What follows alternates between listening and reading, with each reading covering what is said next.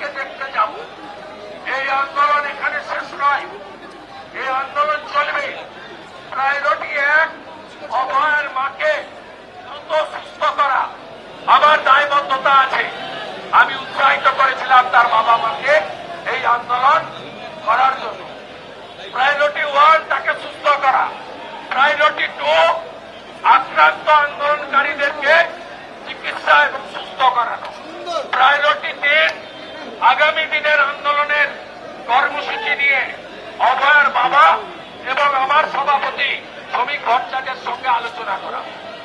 এবং তারপরে যেটা আছে, মমতা পুলিশ, কলকাতা পুলিশ, মনোজ বার্মার যারা চটি চেটে মেরেছে আমাদের, তাদের বিরুদ্ধে ভারতীয় ন্যায় সংহিতা এবং সংবিধান অনুযায়ী আমাদের মা, আমাদের ভারত মাতা, আমাদের ন্যাশনাল ফ্ল্যাগ বাড়িয়েছে এরা।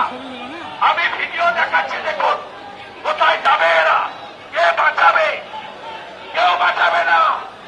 ডালা রশিকে মমতা বাঁচায়নি, নারকেল ডাঙ্গা রশি ছেলে কেউ বাঁচাবে না। জাতীয় পতাকা সুপ্রিম কোর্ট পর্যন্ত যাব এবং ছাড়ব না। শুধু আপনারা দেখতে থাকুন কিভাবে জাতীয় পতাকা মারিয়েছে। দেখুন, দেখুন যাদবরা, মমতার বড় আনন্দটা দেখুন।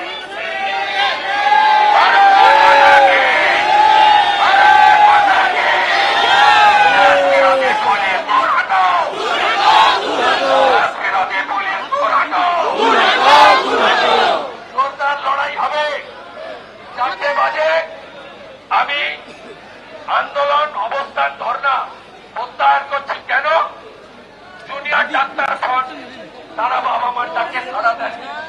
আমরা জুনিয়র ডাক্তার ফ্রন্ট যাতে কালীঘাট অভিযান সফল করতে পারে, তার জন্য ওদের টাইম 4টায় আছে। আমরা শুভেচ্ছা জানিয়ে তাদেরকে, আপনারা যান, ব্যারিকেড ভাঙুন, আপনাদের সঙ্গেও আমরা সবাই আছি। আপনারা লড়াই করুন, আর আগামী দিনে জোর লড়াই হবে।